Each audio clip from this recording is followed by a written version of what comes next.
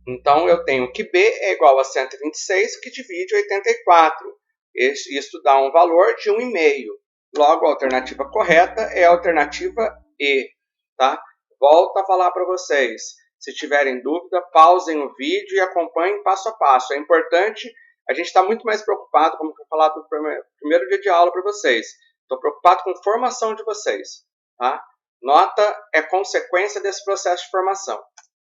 Vamos lá, então. Opa, aqui eu tive um problema na 8, aqui que eu já mostrei o resultado da alternativa A, do valor de A.